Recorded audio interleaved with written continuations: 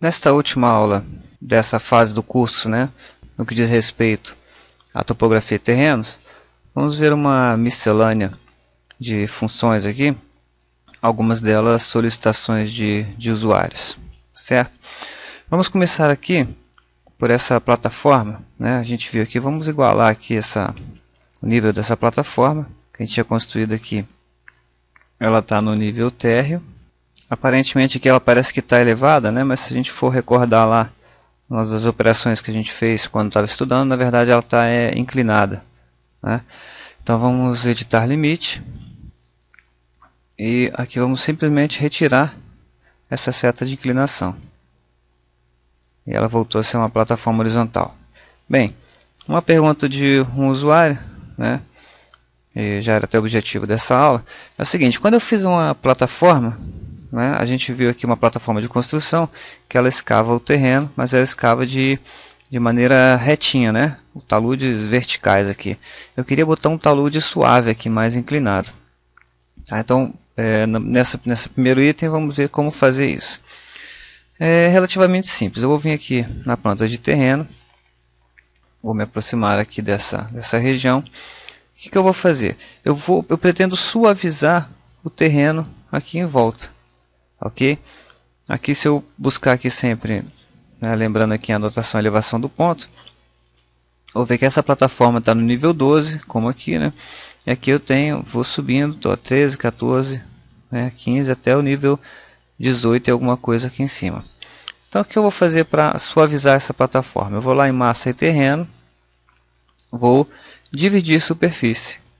Tá? Seleciono a superfície, né? Sempre lembrando aqui, selecionar a superfície para dividir. Clico nessa superfície, ele vai entrar no modo de croquis. E eu vou desenhar aqui através de linhas, né, uma superfície de contorno. Seria exatamente aonde eu quero suavizar, tá, o terreno. Lembrando que dividir superfície ela tem que ser, no caso aqui, uma figura fechada. Eu vou colocar aqui 6 metros, 5 metros aqui de suavização. Aqui ele bate no 22. Eu vou fazer de uma forma esquemática aqui,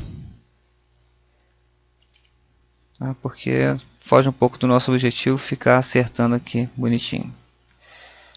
Ver se eu consigo arrastar aqui para cima dessa linha. Beleza, para cima da linha da plataforma.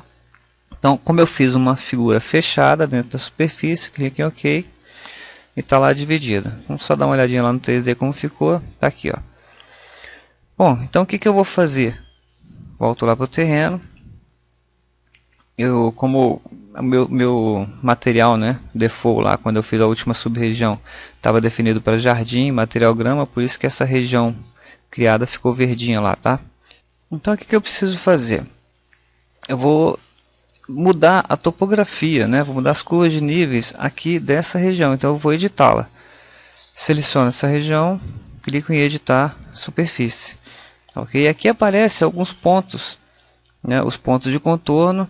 Repare que nesse limite dessa região, eu tenho os pontos aqui cruzando com as curvas de níveis, né? Esses pontos são pontos efetivamente no terreno. Então, certinho. Agora, esses pontos aqui, ó, como essa é a curva 12, aqui teria o ponto 12, 13, 14 e assim por diante. Então, o que eu preciso fazer? Eu preciso eliminar esses pontos aqui, tá, internamente nessa superfície. Vou deletar, né? Deletar esses pontos internamente nessa superfície.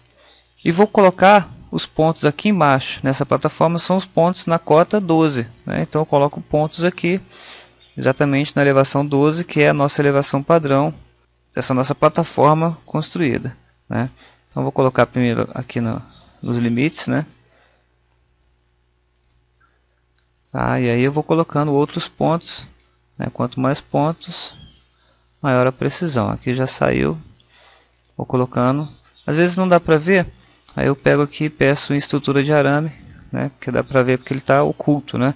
Essa plataforma ela estaria abaixo dessa superfície que eu estou criando, né? Criando a partir da modificação dessa outra superfície. Então por isso que eu não estava vendo. Coloco em modo de arame para poder enxergar lá a topografia que está lá embaixo. Então vou colocando pontos, as curvas de níveis vão saindo. Ok, quanto mais pontos, mais precisão eu vou ter. Ok, uma vez concluído isso, vamos ver lá como é que ficou no 3D. Vamos pegar isso aqui e mudar para o terra. Ok. E está lá meu talude suavizado, né? Aqui eu abri apenas 5 metros, né? Quanto maior a abertura que eu fiz aqui, esse espaço, né? Vamos lá no terreno. Esse espaço aqui que eu dei, né? Se eu colocasse 10 metros, ela ficaria mais suave, né? E por último, lá no 3D, eu posso unir essas superfícies, né? Mesclar superfícies, sempre selecionando a grande primeiro, né? Depois a outra superfície. E agora eu tenho lá o meu talude do jeito que eu quiser. Tá? Reparem que aqui, ó, ficou ainda esse corte. Se eu colocasse mais pontos aqui, eu evitaria essa sobra aqui, vamos dizer assim, de talude reto. Beleza? Então esse é o primeiro assunto, suavizando taludes em plataformas de construção. O segundo assunto seria, ao invés de suavizar esse talude, colocar uma parede de contenção, por exemplo, um muro de contenção, só que acompanhando o terreno. Tá? Para isso eu vou fazer uma outra plataforma de construção. Ela vai estar no nível térreo desse projeto grande, que é o meu projeto atual, que está na cota 00. Só para lembrar que nessa edificação, aqui nessa casinha vinculada, o nível térreo, tem outro nível térreo que está no nível 12.15, tá ok? Mas o que manda aqui é o nível desse projeto. Bem, então eu vou fazer uma plataforma de construção, vou fazer rapidamente aqui, ó, uma plataforma aqui ao lado, ok? Concluir. Então lá no meu 3D eu posso ver aqui que eu criei uma plataforma retinha. Eu queria fazer um muro de contenção aqui. Bom, eu vou começar aqui então desenhando uma parede, né? E para tipo de parede eu vou selecionar aqui uma parede de retenção de 300 milímetros, né? Eu poderia entrar aqui e editar tipo, né? Fazer minha própria estrutura de parede de retenção, ok? Não vamos entrar nesse mérito não, daqui a pouco a gente vai ter uma aula específica sobre paredes. Bom, selecionado o tipo de parede, então eu vou colocá-la como não conectada, né? Ela está no pavimento térreo, sem nenhum deslocamento, que ela está no próprio plano. Eu vou colocar uma altura aqui, vou exagerar, vou colocar de 8 metros, ok? E vou desenhar essa parede por cima aqui dessa linha de talude, aqui e aqui. Essa linha da plataforma, melhor dizendo. Beleza? Então eu tenho aqui a minha parede. Vou afastar um pouquinho aqui. Tá? Seria uma parede de retenção, só que eu quero recortá-la aqui acompanhando o terreno. Então agora aqui tendo em planta, né, o que eu vou fazer? Eu vou selecionar essa linha, essa parede, melhor dizendo, e posso clicar aqui em editar perfil. Tá? Como eu estou numa vista de planta, ele vai me oferecer, a gente já viu tem uma videoaula inclusive sobre isso, lá uma dúvida de um usuário, né, como editar paredes, né, como abrir vãos em paredes. A gente já viu detalhes, mas vamos voltar a explicar rapidamente aqui. Para eu editar essa parede, né, eu vou editar o perfil dela, eu tenho que mudar a minha visualização, de modo que eu veja ela de frente. Para eu olhar na direção norte do projeto, né, eu olho a partir da elevação sul. Peço para abrir vista. E está lá minha parede destacada. O que eu posso ver aqui? Ó? O nível do terreno. Então o que eu vou fazer? Eu posso, se eu quiser usar uma linha reta, né? Eu poderia simplesmente baixar aqui.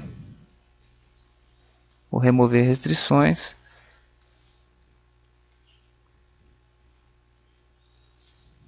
Aí eu coloquei um pouquinho acima do talude aqui, né? Para ter uma pequena sobra. Né? Aonde tem, lógico, alguma queda no terreno, eu não vou acompanhar isso certinho, né? Poderia colocar aqui e vou dar um fillet dessa linha com essa e dessa linha com essa. Tá? Então eu editei o meu perfil da parede. Quando eu concluir, vou lá no 3D, tá? E está lá a minha parede acompanhando o terreno. Tá? Quanto mais preciso for na hora de desenhar o perfil da parede, né, mais próximo ele vai ficar, mas lembrando que é sempre bom ter uma, já falando em termos de arquitetura mesmo, né, tem uma sobrinha aqui, ó, na parede passando um pouquinho do terreno. Beleza? A mesma coisa eu faria com a parede de cá. Peço primeiro em terreno, né, seleciono a parede, peço para editar o perfil, e aqui eu vou olhar daqui para lá, eu vou usar a elevação leste, né, abrir vista, está lá a minha parede em destaque, aqui o perfil do terreno. Então eu poderia simplesmente, posso vir aqui diretamente em linha, a partir dessa linha aqui, posso trazer uma muretinha aqui e fechar lá com esse nível aqui, porque na verdade o terreno está passando lá, né? Se eu pedir aqui sombreado com arestas, tá, eu vejo que a parte realmente cortada do terreno, ela vai até aqui, ó. A partir de lá até lá é visualização, né? Essa parede está passando do meu terreno. Então eu posso aqui apagar essa linha aqui e dar um fillet dessa linha com essa aqui, dessas duas linhas, né, que isso aqui estava passando. Agora sim, o modelo. Vamos lá no 3D, tá lá minhas paredes de contenção aqui do terreno. Um outro assunto agora, vamos lá na planta de terreno, é com relação à identificação de pontos, né?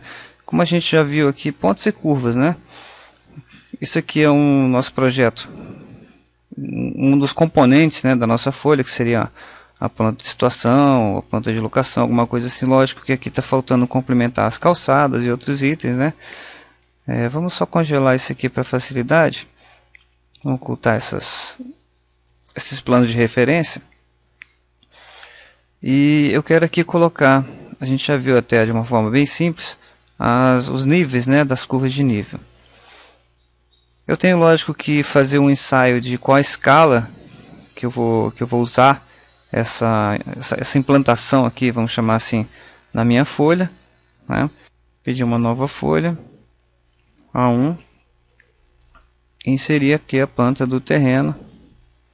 Ela está gigante aqui, a região de corte, né? E óbvio eu vou fazer os meus ajustes aqui, tá? Mas de repente cheguei à conclusão que essa escala tá boa, vou fazer uma prancha só com isso, né? Então vai ser aqui a escala 1 para 500 mesmo. Normalmente o que a gente faz, ou melhor, o que eu faço nos meus projetos? Eu tenho umas plantas de concepção, né? Terreno, terra, primeiro pavimento, e quando eu vou preparar os elementos para ser inserido em folhas, eu duplico, né? Duplicaria aqui, duplicar vista, eu duplicaria, chamaria ela aqui, renomeando, F2, chamaria ela com o nome que ela vai aparecer lá, por exemplo, implantação, ok? E essa seria inserida lá na minha folha, e não o terreno propriamente dito, tá? Porque aqui eu vou trabalhar, aqui eu vou manter o terreno com todas as informações, eu vou congelar, descongelar, né, mostrar, ocultar e etc, mexer aqui, sem atrapalhar a visibilidade de elementos de uma vista que seria efetivamente uma vista para ser inserida na folha. Beleza? Então, para inserir na folha eu crio uma vista específica para inserir na folha e mantenho aqui 01, 00, né? Essa numeração aqui como sendo as plantas originais. É uma dica que eu acho que é uma boa dica aqui para projetos.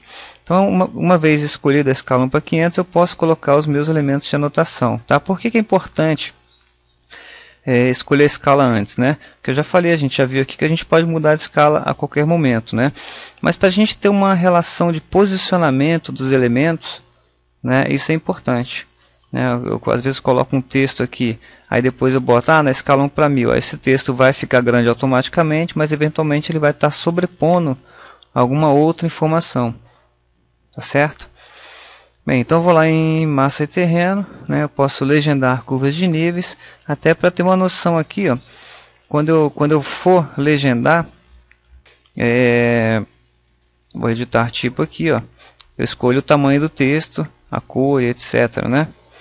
Para minha, no caso aqui, esse elemento chamado legenda de curva, né? Que ele está com texto de 1.5 milímetros. Vamos manter, vamos clicar aqui para cá. Vamos pegar sempre uma região mais espaçada aqui para nomear os pontos, tá ok?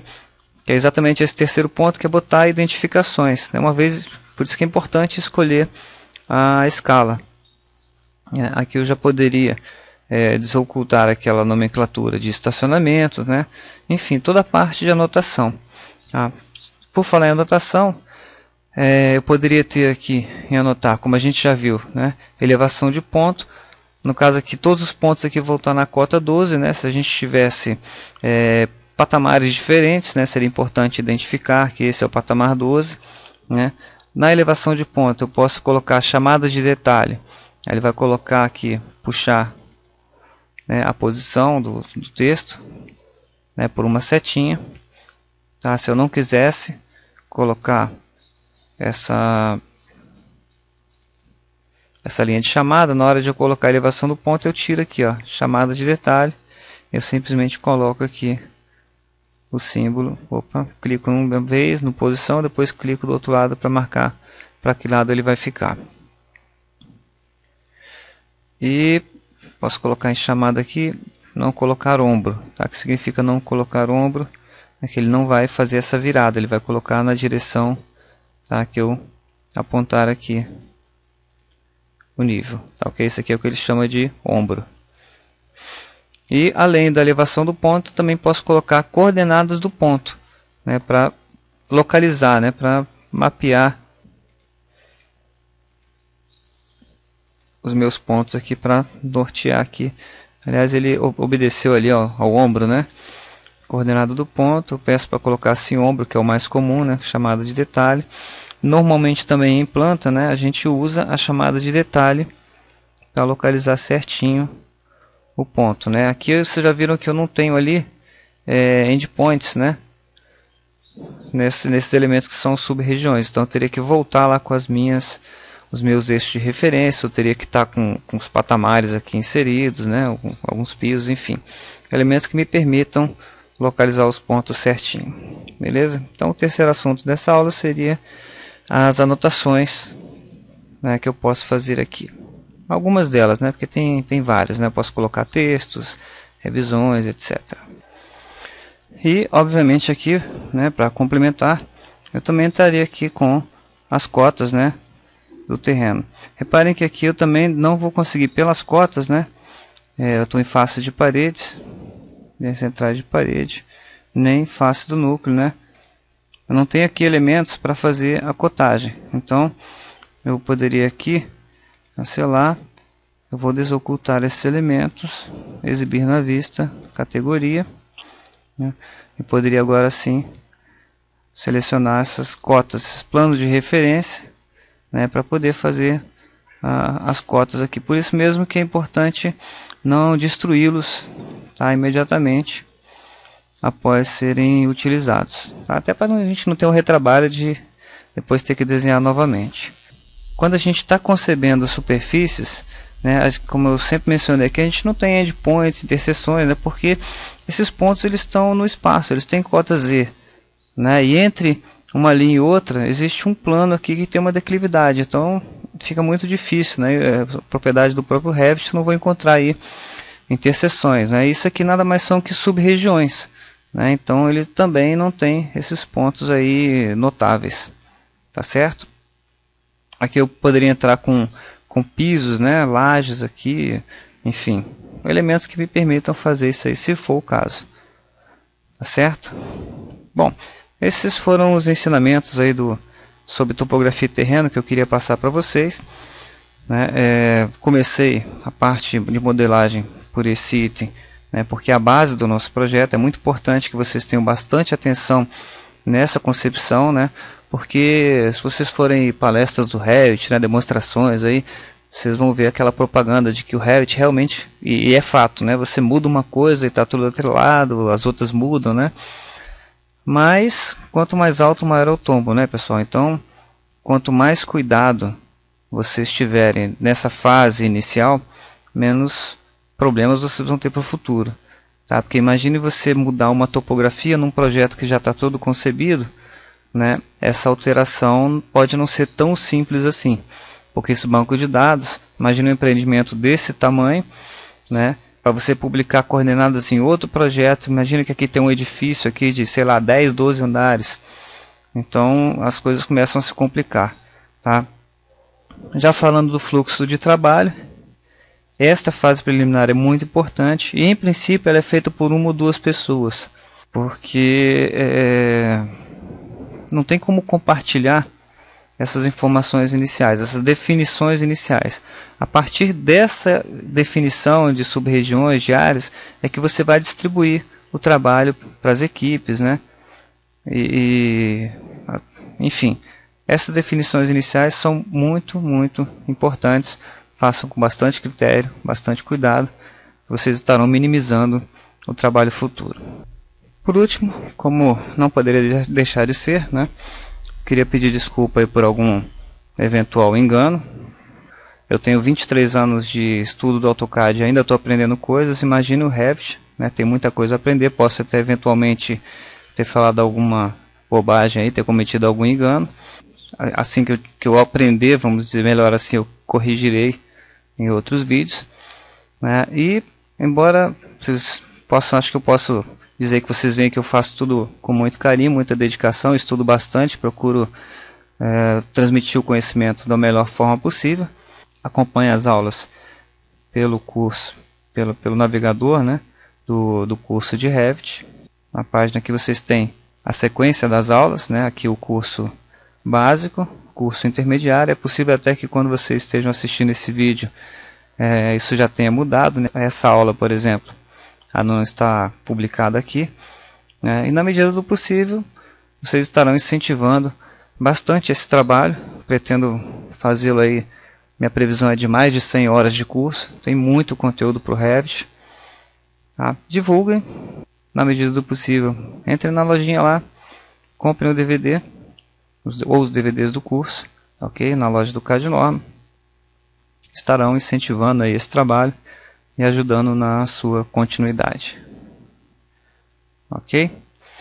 Grande abraço a todos, obrigado pela sua audiência, pela sua paciência e até o próximo assunto.